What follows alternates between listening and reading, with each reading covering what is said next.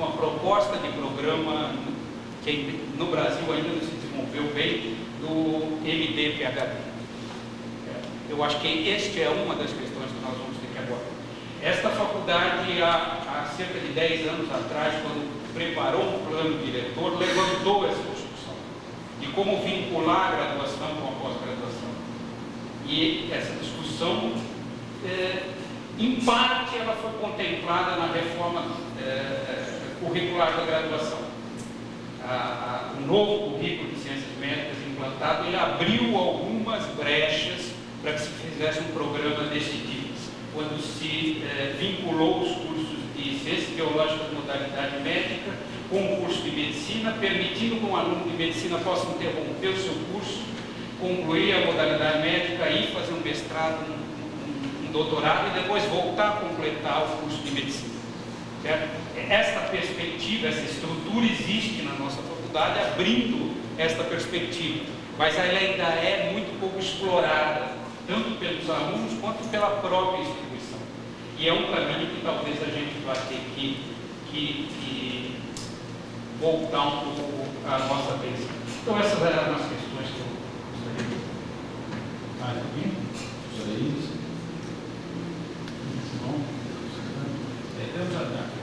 Eu acho que com tudo isso, né, que foi falado, acho que também não podemos deixar de esquecer que a pós-graduação está em contínua, vamos dizer assim, ebulição. Né? Essa que talvez fosse a grande vantagem dos cursos de pós-graduação. Você está sempre propenso e de uma maneira extremamente ágil a interferir no programa. Né? Talvez seja o momento que nós devemos agora, de novo, pegar um pouco do nosso alicerce, pegar toda essa experiência que foi adquirida durante esses 30 anos, né? E sem dúvida nenhuma, a pós-graduação foi fundamental para o desenvolvimento do Brasil. Né? Esses dados foram bem apresentados no livro verde que o professor citou, né? Sem dúvida nenhuma, eu acho que a gente pode dizer que é um país antes da pós-graduação, um país depois. Né? E graças, eu acho que essa agilidade, né? Essa possibilidade de mudança. Né? Bom, só mais uma então, só para encerrar o aluno, faça o nome. Rodrigo.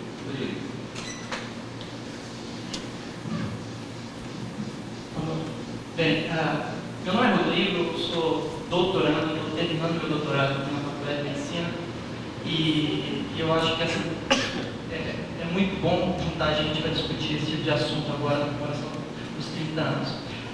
Eu gostaria de dizer que, com relação ao comentário do professor Ari, eu realmente concordo. Eu acho que esse equilíbrio entre as disciplinas, uma dosagem correta.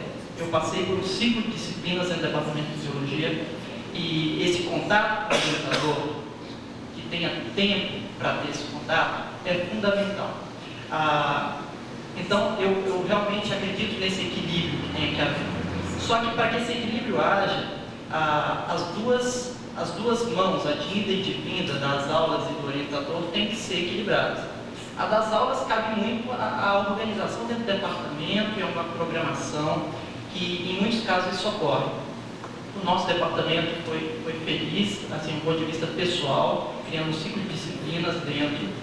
E agora, pelo lado do orientador, eu acho que a atualidade coloca para cada orientador e chefe de laboratório inúmeras funções que vão além de simplesmente fazer pesquisa na bancada. E muitas vezes isso é um problema.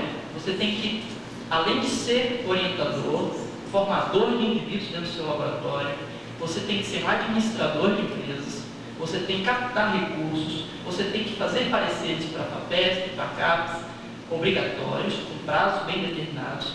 Então, essa realidade que se coloca hoje, de 2001, é uma realidade que realmente faz a gente repensar quanto tempo vai existir para os próximos orientadores terem os seus orientandos.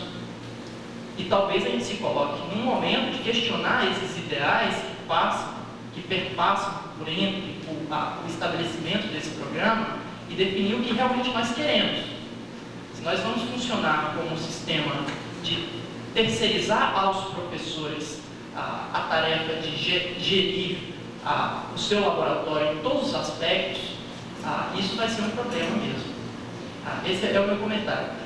Com relação à interação graduação e pós-graduação, eu acho incrível, eu acho fundamental. O nosso laboratório tem vários alunos de iniciação. Eu acho que a iniciação científica foi muito boa para mim, no meu caso.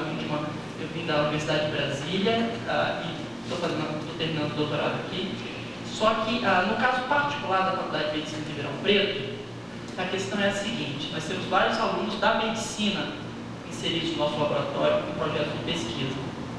E a gente vê que existe uma dificuldade tremenda em termos de tempo para eles se envolverem com pesquisa durante o curso do seu curso de graduação. Então, tem alunos com bolsas, trabalhando, muito motivados em desenvolver projetos de pesquisa, mas o seu tempo é muito curto.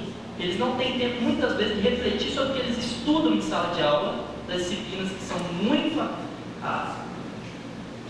tomam muito tempo para eles se envolverem com a pesquisa em sala. Então, eu acho que repensar, como o professor Francis falou, essa relação é importante. Se vincula projetos dentro das disciplinas da graduação, se inclui projetos de pesquisa, isso já é interessante, porque o aluno hoje, ele leva para a sua residência no currículo se ele fez iniciação científica ou não. Isso pesa para ele. Então, na iniciação científica, se ele for lá para a residência, na entrevista de residência, ele tiver participado de projeto de pesquisa ou não, isso pesa. Só que tempo ele vai ter para se envolver com isso? A gente vê um problema real na prática de dificuldade, não por vontade, mas por uma dificuldade prática de se envolver. Obrigado. Eu posso dar uma parte que se lembrou um fato interessante, acho que é desejável, estamos, por exemplo, aqui, a maioria dos representantes da Faculdade de Medicina da Universidade Pública do Estado de São Paulo. O professor Irineu, o professor Marzari e eu tivemos uma reunião com o ministro Paulo Renato o ano passado. Depois nos unimos com o representante da TU, da UFESP, e fomos a Brasília, a Comissão Nacional de Residência Médica. E tivemos quando nós fomos discutir os critérios de acesso à residência. Porque nos critérios de acesso à residência médica não estão incluídos o ciclo básico. E quando eu disse no plenário que as nossas escolas públicas do Estado de São Paulo, nós estimulamos a iniciação científica dos nossos alunos e gostaríamos que isso fosse computado com acesso à residência, a representante do Estado, do Ministério do Pernambuco, o professor, se as suas universidades públicas do Estado de São Paulo, as suas medicinas têm iniciação científica, eles não precisam de residência médica, deixa para os nossos. Então eu volto a enfatizar a importância da postura das universidades, das faculdades de medicina públicas do Estado de São Paulo, para atuar neste mecanismo que aparentemente pode ser distinto, mas é muito correlato. O acesso à residência médica, ele reflete, certo, a montante na cabeça do nosso aluno em graduação, que a iniciação científica poderá não ter valor quando ele for disputar uma residência médica. Esse problema não foi resolvido, ele continua em pé, é uma visão ideológica, doutrinária da Comissão Nacional de Residência Médica. É só uma parte da sua fala. Achei que eu deveria ter para a questão. Professor Hamilton já está falando para a gente encerrar. Não, mas está na hora, sem reunir isso de ser repetitivo, eu quero falar um dos fatores importantes que o Rodrigo citou, o professor Antônio citou, eu acho que um pouco talvez chamando a atenção do Rodrigo, da agilidade da pós-graduação, é o desvinculamento dos departamentos com os programas de pós-graduação. O professor Costa chamou a atenção de dois programas realmente novos aqui, que não têm aparentemente vínculos específicos com o departamento, e nem acho que o programa de fisiologia está vinculado, amarrado ao departamento. Bom, vamos encerrar agora na parte da manhã e eu acho que a gente se encontra às 14h30. Tudo bem? Ele vai coordenar ele, né? A seguir o professor Pérez, José Fernando Pérez, diretor científico da FAPESP.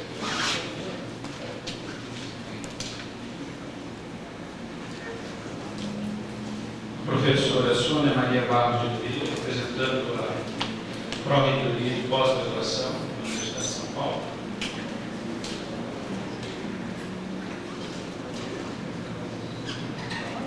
E o professor Ayrton Gustavo Pereira, diretor da nossa faculdade.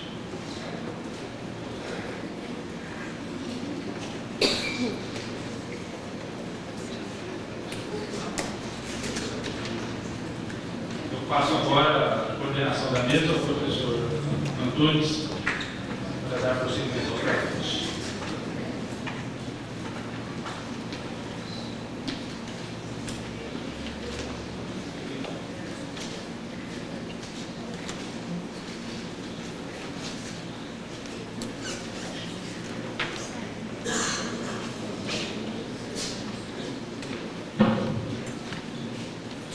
Antes de mais nada, eu gostaria de agradecer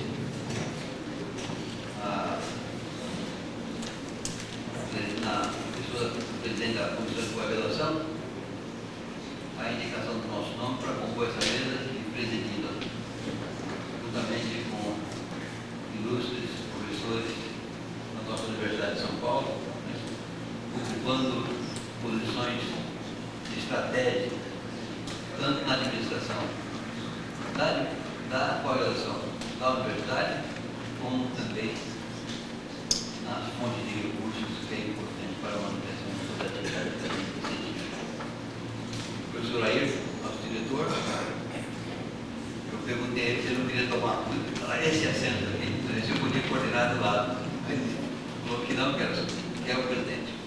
Bom, hoje nós estamos comemorando, então, os 30 anos da pós-graduação da Faculdade de Medicina de Ribeirão Preto. Pela manhã nós fizemos uma análise, assim,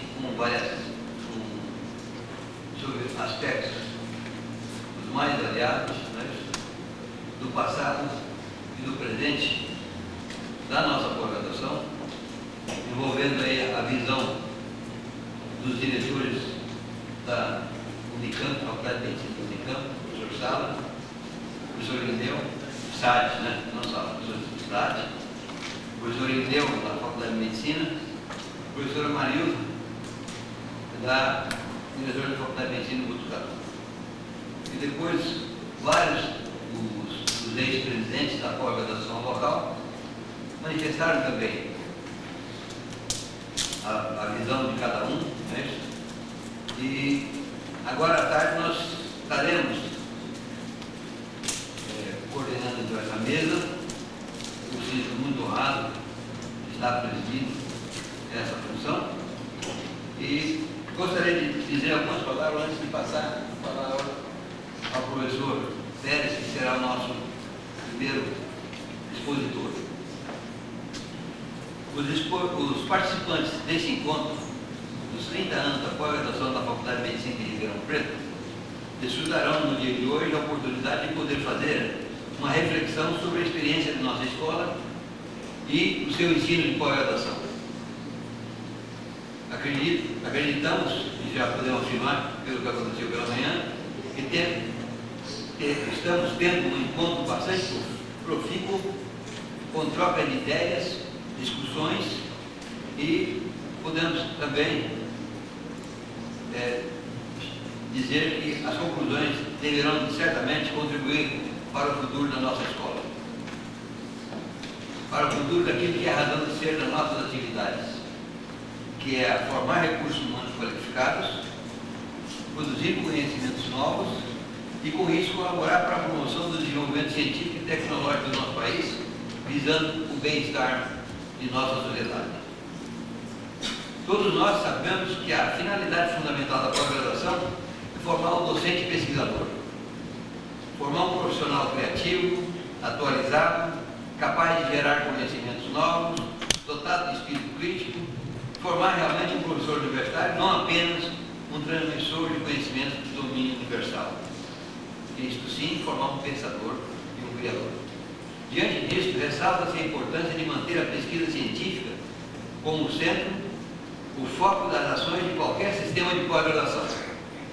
As atividades de formação do pós-graduando, do docente pesquisador, devem estar enfocadas no trabalho científico, desenvolvido nos laboratórios juntos com o orientador. Nesse processo, o essencial é a existência de um grupo de orientadores capazes, trabalhando em condições de produzir trabalho criativo e atualizado. Hoje, pela manhã, quando eu fiz a minha exposição, eu dei ênfase nesse aspecto. A parte fundamental de qualquer sistema acadêmico, universitário e criador de conhecimento novo reside na escolha do homem, na seleção daquela pessoa que será o esteio, né, de qualquer núcleo de geração ou de pós-graduação ou qualquer instituição científica acadêmica. Quer dizer, fazendo uma análise retrospectiva da Faculdade de Medicina, nós verificamos que até a época de 1970, desde a sua criação até a época de 70, a formação de recursos humanos na nossa instituição foi lenta e gradual, através do sistema de pós-graduação anterior à implantação desse sistema federal de pós-graduação. Então essa formação era gradativa, lenta, artesanal, era ombro a ombro com o docente e com o orientador. Eu acredito que naquela época havia muita importância, havia como há hoje ainda, a importância do orientador, a sua formação humanística, não só a formação científica. Após 70, nós tivemos, graças à escolha do pessoal que veio para cá, dos profissionais que vieram para cá, com a sua experiência em ciência e formação universitária, foi possível consolidar os núcleos de excelência. E necessitou para isso em torno de 70, praticamente de 1955 até 70, praticamente 15 a 16 anos. A partir da instalação da pós-graduação, houve um aumento acentuado na formação de docentes pesquisadores, como também na produção científica da faculdade. Isso pela manhã eu fiz também um apanhado mostrando que entre a implantação e a geração de conhecimento novo, também houve um certo retardo, um certo delay. Não era uma ação imediata. Do mesmo modo que nós falamos pela manhã, que não foi também imediata a instalação do sistema de pós-graduação e a geração de conhecimentos novos através dos núcleos que foram criados pela pós-graduação. Houve aí um intervalo também de cerca de 16 a 20 anos. A partir de 90 é que a gente vê todos os dados fornecidos pela Academia Brasileira de Ciência, pelo Ministério de Ciência e Tecnologia, através do livro verde, né? Esses dados mostram que houve um delay de cerca de 20 anos para começar a explodir, no bom sentido, né, a produção de conhecimentos novos e produção de conhecimentos, eu diria assim, competitivos internacionalmente pelos processos que a gente tem de citação das nossas atividades. Esse fato foi observado também em todos os centros de pesquisa do país. Todos nós estamos cientes que a implantação da pós-graduação ampliou consideravelmente a produção científica brasileira. Os dados apresentados pelo professor Debes, naquele livro dele com a Leda, né? Acho que é Leda, Jaqueline, do mesmo modo, do mesmo modo que os dados que apresentados pela Academia Brasileira de Ciência e pelo Ministério de Ciência e Tecnologia, pela CAPES, todos mostram, né, que houve uma ampliação e fortalecimento dos centros de pesquisa brasileiros. Não sei se a previsão do professor Paes de Carvalho, feita em 1986, em sua excelente palestra por ocasião do Simpósio Nacional de Pós-Graduação da Área Médica, realizado no Rio de Janeiro, se aquela previsão foi atendida, foi alcançada. Ele dizia que um dos aspectos que mais ameaçava o nosso desempenho científico e tecnológico era o número de pessoas que estavam ativamente fazendo ciência. Nos países desenvolvidos, existe pelo menos um pesquisador por cada 200 a 400 habitantes. Todos conhecem que a qualidade de vida da nossa sociedade depende da interação da ciência e da tecnologia, depende da ciência básica, depende da ciência aplicada. O professor Paes de Carvalho fez uma projeção baseada nos dados daquela época, de 84, que naquele momento existiam cerca de 30 mil profissionais de ciência ligados ao sistema de pós-graduação. Ele fez uma previsão que o país, para se tornar com um certo grau de independência, ele deveria ter, no ano de 2010, ainda não chegamos lá, quem sabe chegaremos a esse valor, que nós deveríamos ter cerca de 110 a 120 mil doutores em todas as áreas de conhecimento. O governo deveria fazer um esforço, que ele chamou de emergencial naquela época, para aumentar o número de alunos ligados ao sistema de pós-graduação. Gostaria de deixar aqui aos nossos ilustres colegas presentes ligados à política de ciência e tecnologia do país, principalmente o professor Pérez, que é ligado. Isso aqui era dirigido a 3, agora foi dirigido ao senhor apenas. Né? O professor Pérez. pós-graduando, mestrandos e doutorandos ligados à pós-graduação. E formamos 20 mil desses 80 mil. E estamos formando em torno de 23% do total que existe no sistema. Eu não sei, eu não tenho presente qual é o número total de pessoas que estão vinculadas aos 12 mil, acho que é 12 mil centros de pós-graduação, 12 mil centros de pesquisa, grupo de pesquisa, eu acho que é 1.200, não sei, eu acho que é 1.200. Isso. Então, ele previa naquela época que seria de todo importante fazer um esforço e aumentasse a força de trabalho dentro das universidades. Assim, ele escreveu: se até 1990 absorvermos na nossa universidade quase todos os cientistas que estivermos formando, expandindo o espaço científico da universidade, não teremos defasagem maior entre a oferta e a procura do mercado de trabalho. Acho que esse é um ponto chave para nós.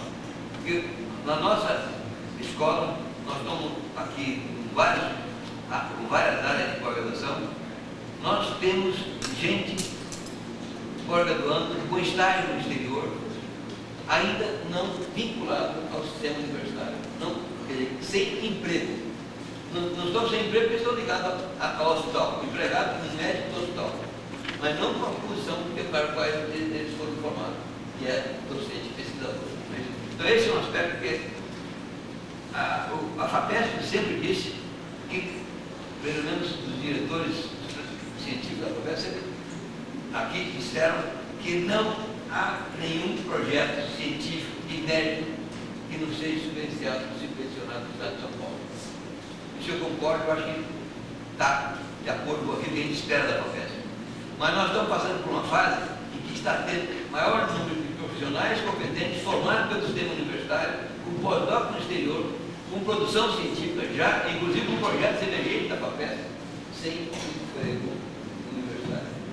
Qual seria a possibilidade que nós poderíamos resolver essa situação? Quais seriam as discussões que poderiam tornar nesse tema? Eu queria, então, para finalizar, gostaria de agradecer a participação do professor Pérez e da professora Sônia. A senhora é vice. Não, eu estou substituindo o provedor dele. Da professora Pérez. A senhora é da Geologia. Então, professora Sônia, gostaria de agradecer, então, a presença dos professores visitantes e ao professor Ayrton por participar dessa mesa e pela delicadeza e espírito de colaboração que tiveram de vir aqui. Gastaram um pouco do seu tempo conosco e agradecendo, então, esse momento da nossa história. Passo a palavra ao professor Pérez.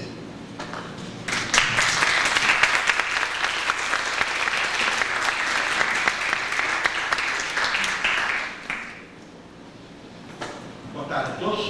Antônio,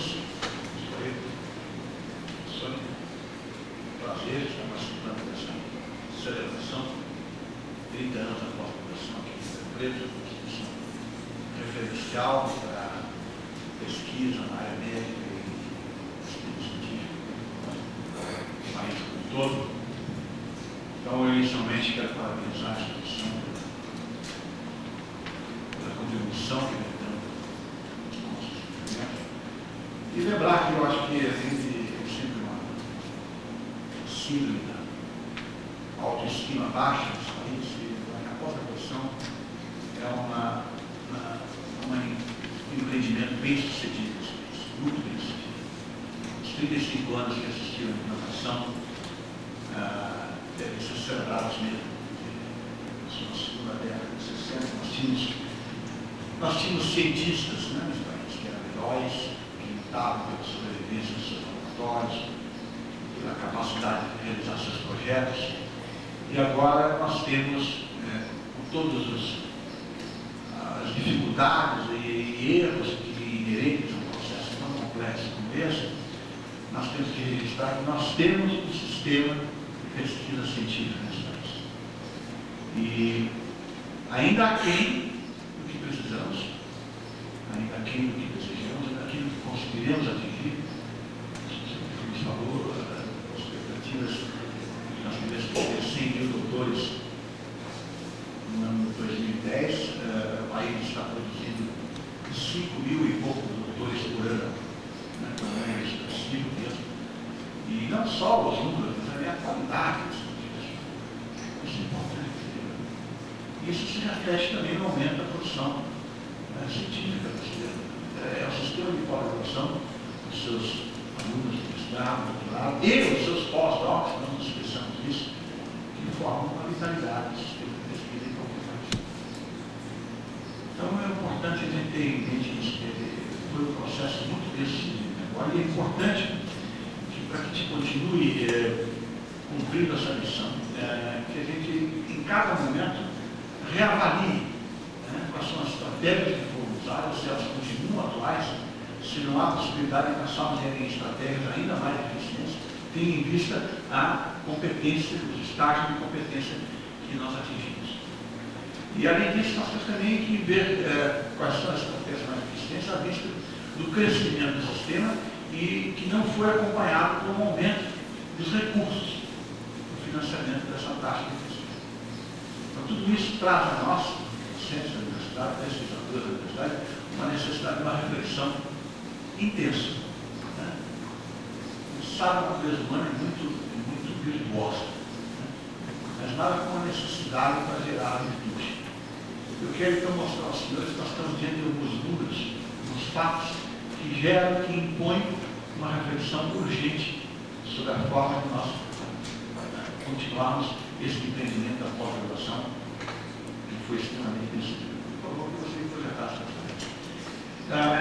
eu quero falar um pouco do contexto da atuação da FAPESP, eu quero colocar os números da FAPESP, porque na verdade eles refletem um pouco esse extraordinário sucesso da pós-graduação aqui. E no Estado de São Paulo, a FAPESP, vocês sabem, recebe 1% da receita tributária do Estado. 1%, que são cerca de 240, 250 milhões de reais por ano.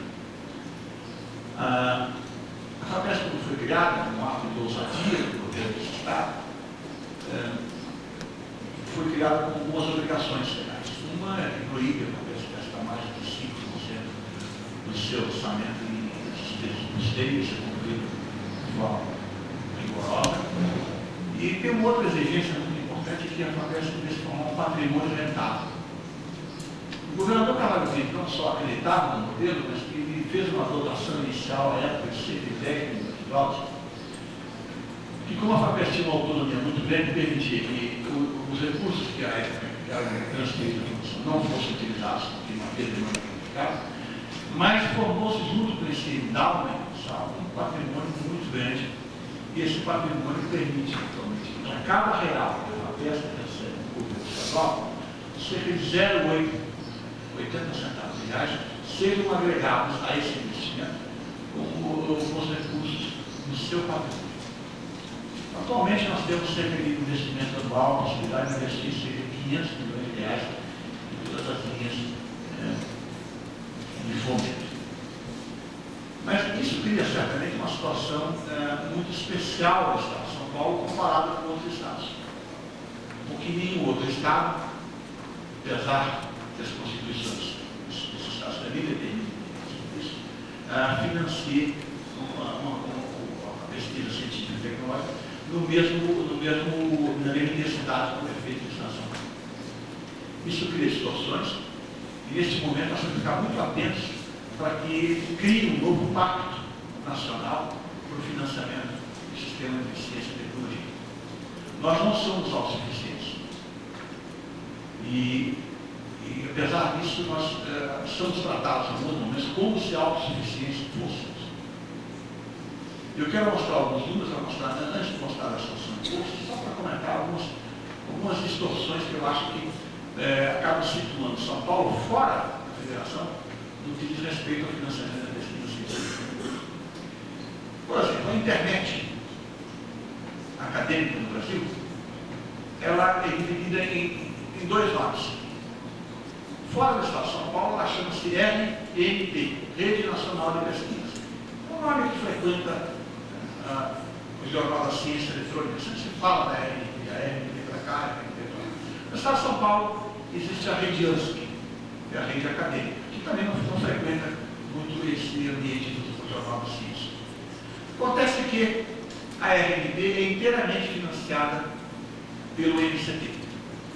E a rede ANSP é integralmente financiada pela FAPESP. E daí? O que estamos falando? Muito bem. Apenas a linha internacional apenas, custa $300 mil por mês. $300 mil por mês. Esse é o investimento mensal que a FAPESP faz apenas a linha internacional. As linhas nacionais em São Paulo, que são antigas da FAPESP, custam R$300 mil por mês. Então é importante ver essa assimetria, né, que existe, por exemplo, na respeito à internet. A base de dados do Web of Science, os senhores têm acesso para fazer pesquisa bibliográfica, poderoso instrumento de pesquisa, ele é assinado. Quem entrar no Web of Science, é uma parceria CAPES-FAPESP.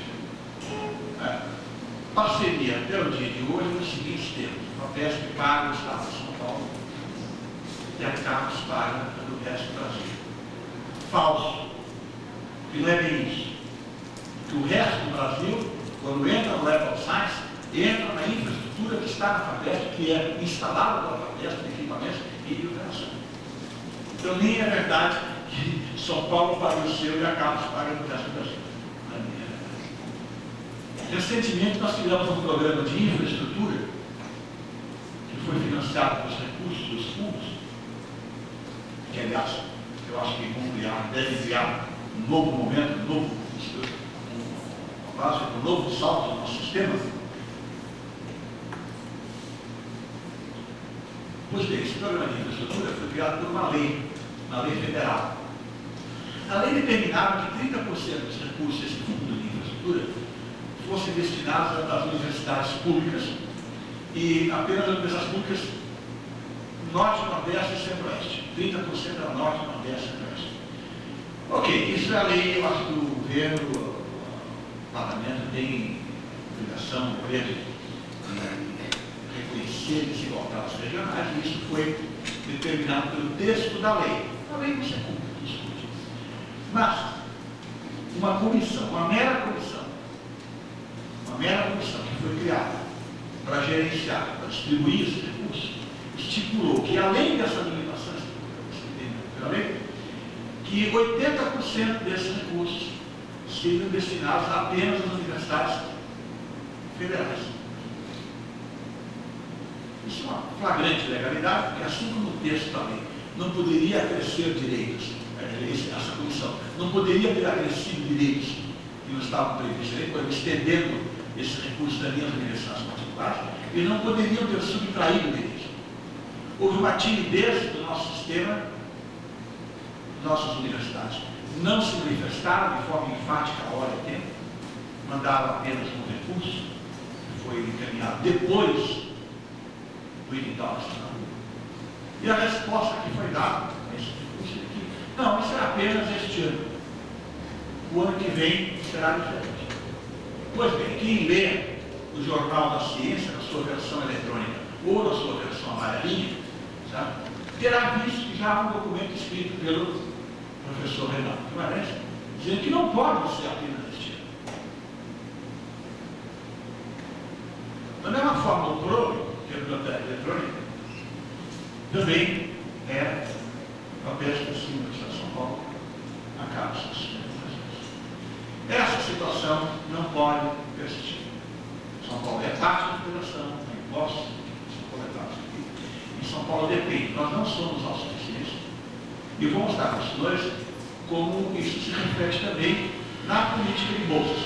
Então, como cada um de nós frequenta comitês, CAPES, CNPq, PSP, é muito importante que a gente esteja atento a essas distorções. Eu não uso a minha palavra discriminação, porque em certos aspectos não é fato de discriminação, às vezes é, às vezes não é, mas há uma distorção clara que tem que ser corrigida. Então eu quero mostrar um pouco os números que retratam a evolução do apoio da FAPESP após a graduação. primeira foto. Aqui nós vemos os números.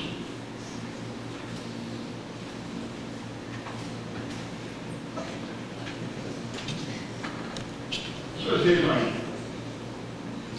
O número de bolsas em 1996, total era de 3.556 bolsas. E nós passamos a 9.756 bolsas em 96 ao ano 2000. Um crescimento expressivo em todas as modalidades. O C, crescendo. O doutorado, chegamos a um total de cerca de 3.400 bolsas quase, das bolsas de mestrado. As bolsas de pós-doutorado crescendo. Isso é uma política agressiva da situação em relação às bolsas da pós-doutorado. E as bolsas também do programa de jovem pesquisador. Eu não mostrei os números antes de 1996, mas se nós pegássemos o número de bolsas da FAPESP em 1994 ou 93, eram cerca de 1.500 bolsas no total. Próximo. Bom, o número de bolsas da FAPESP em São Paulo, no fim do ano 2000, eram 2.663 bolsas de mestrado, 3.376 bolsas de doutorado. Vocês viram que a FAPESP tornou-se, em menos de 6 anos, a maior agência de concessão de bolsas de pós-graduação do Estado de São Paulo. Maior que a CAPES, maior que o CNPq. Ainda menor que a SOMAS. Mas vamos para a próxima questão. E aqui nós vamos ver em termos de investimento.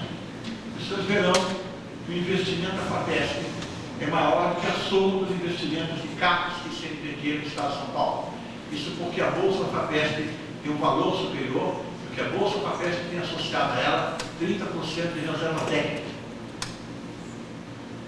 Não foi contabilizado aqui, e quero deixar claro desde logo, não foram contabilizadas as bolsas de IP e CDT.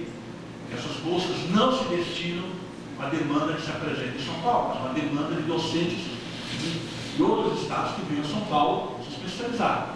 São muito bem-vindos. Mas quando esses números foram colocados em público, e nós os colocamos, estão no nosso homepage quase 5 meses, a CAPES se apressou em chamar a atenção, não contestar, porque esses números são incontestáveis, esses números são tirados da base de dados do dossiê. Nós não nos inventamos. Esses números estão em domínio público.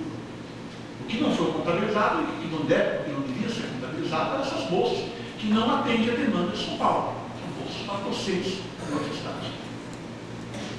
Isso gerou uma certa confusão nas explicações, porque deu a impressão que os nossos números não estariam levando em conta o total.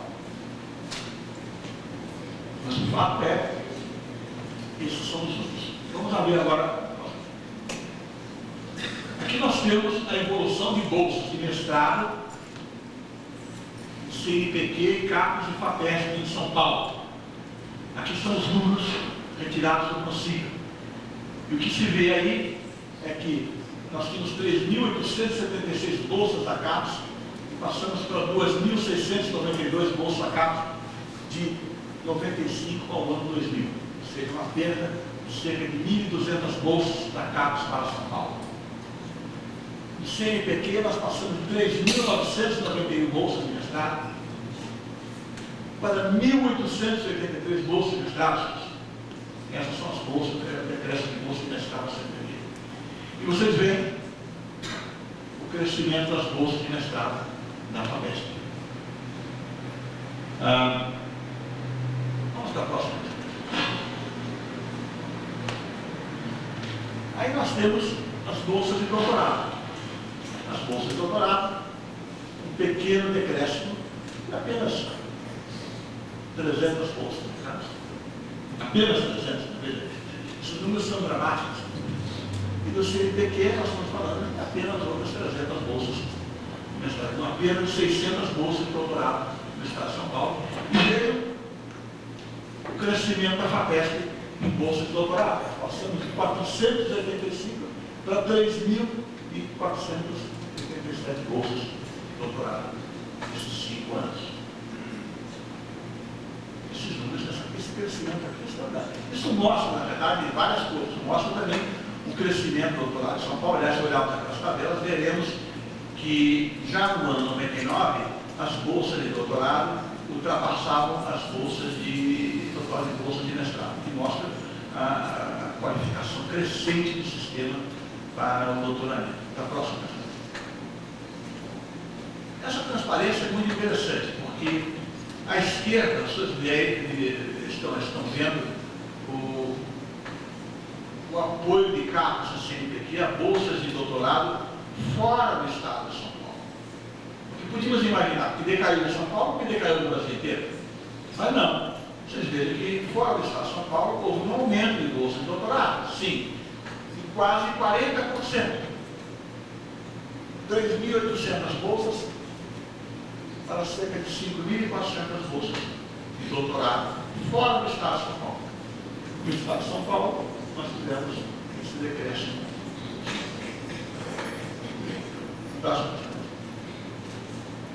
Bom, como é que isso impacta? Por que a FAPESP absorveu esse crescimento?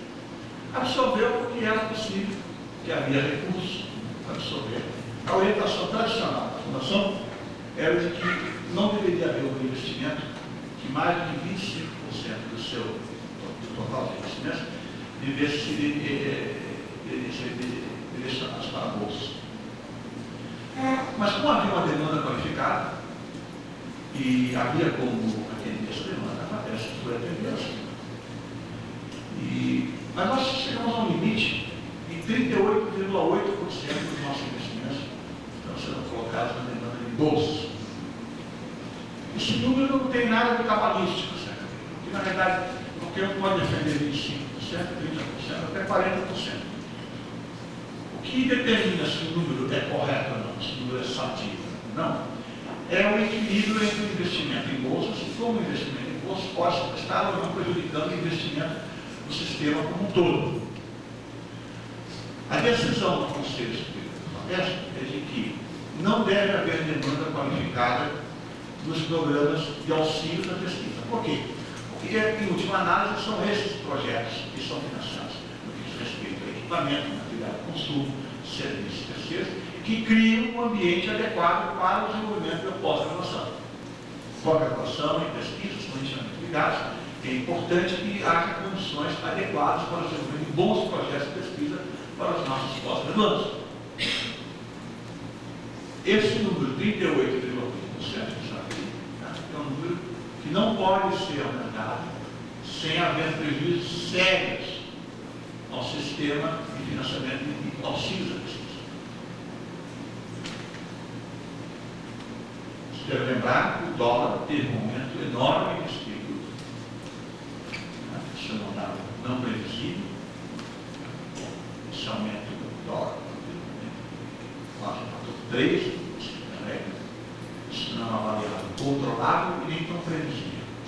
Nosso orçamento não é dolarizado. Apesar de nós termos rendimentos, não é dolarizado.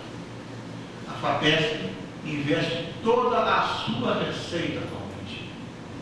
A FAPESP nunca investiu toda a sua receita antes de 1995. A partir de 1995, a FAPESP está investindo toda a sua receita. Então há um problema aritmético a ser observado. Não é possível manter essa taxa de crescimento das bolsas de pós-graduação sem prejudicar seriamente o financiamento do sistema público. Há necessidade de uma ação concertada envolvendo FAPESP, as universidades, secretarias de ciência e tecnologia, deputados, no sentido de restaurar o nível de apoio à pós-graduação que as agências federais costumavam dar a São Paulo. Isso é muito importante, quer dizer, tem que ser uma ação concertada. O que a FAPESP está praticando ao longo desse ano 2000? A decisão foi a seguinte: nós não vamos diminuir este ano o nosso nível de apoio, nós vamos manter o número de bolsas, o investimento. Nós vamos manter o investimento em bolsas. Bolsas de pós-graduação. Então vamos ver os números relativos ao ano 2001. Por favor, próximo. Aqui nós temos, então, em 31 de agosto, você tem os dados sobre isso, tem uma licenciamento de momento, comparando os anos 96 até 2001, e os senhores virão que de 2000 para 2001 houve um decréscimo de bolsas de mestrado, diminuíram as bolsas de mestrado. Em compensação, nós tivemos um aumento nas bolsas de doutorado. A diminuição em bolsas de doutorado foi mais do que compensada em termos de investimento pelo acréscimo de bolsas de doutorado. Quer dizer, se fizermos o balanço comparando o ano 2000 com o ano 2001, veremos que a FAPESP não diminuiu, pelo contrário, aumentou um pouquinho o seu investimento em bolsas de pós-graduação. Só fazer a aritmética para verificar isso. Então não houve diminuição, mas não houve um aumento acompanhando a taxa de crescimento de anos anteriores. Isso não é viável. A FAPESP ainda assim aumentou o seu investimento em bolsa de pós-doutoramento no país. Isso sim, considerando uma prioridade absoluta, e como não é uma política nacional para a educação, nós passamos de 106 bolsas de pós-doutorado para 615 bolsas de pós-doutorado.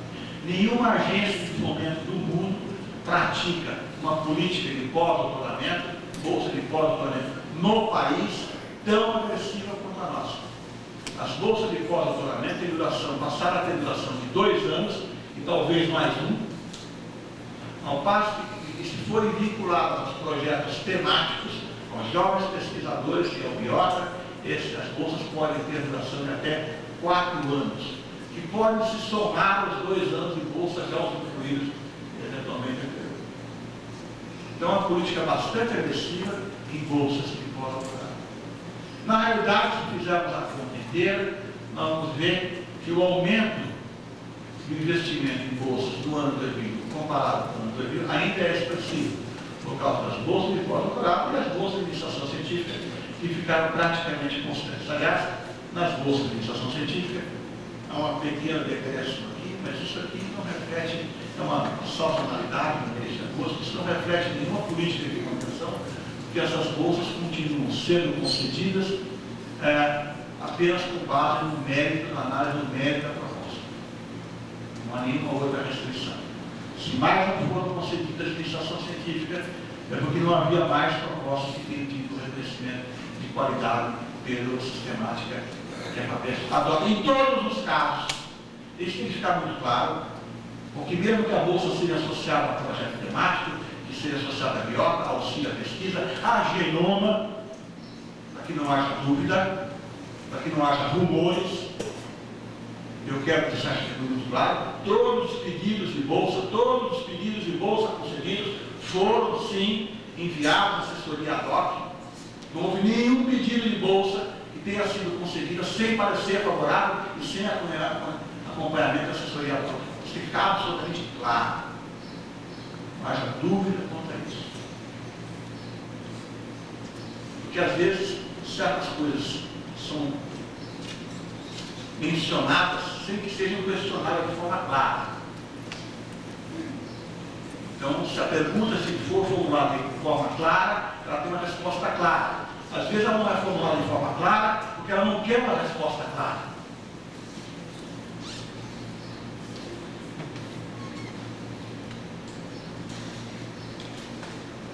A nossa política de pós-doutoramento no exterior mudou radicalmente.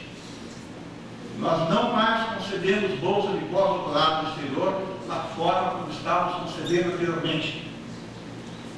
Para recém-doutores, a nossa política é de colocá-los no nosso sistema de pesquisa. Sim, é essa aposta que estamos fazendo. Os nossos projetos de pesquisa, porque nós achamos que os pós-docs são uma força importante para agregar competência e qualidade aos projetos que estão sendo financiados. Assim é no mundo inteiro. Nós achamos que a estratégia de mandar pessoas fazer pós-doutoramento no exterior por 1 a 2 anos é um estágio superado do desenvolvimento método científico do país. É um novo momento que estamos vivendo na relação com o exterior, que continua sendo importante, aliás, tem que ser registrado que nós estamos apostando numa internacionalização ainda mais precoce dos nossos jovens, porque a bolsa de doutorado no país já permite que passe de 6 meses a 1 ano, num centro de excelência, tendo acesso ao equipamento disponível, uma metodologia que possa.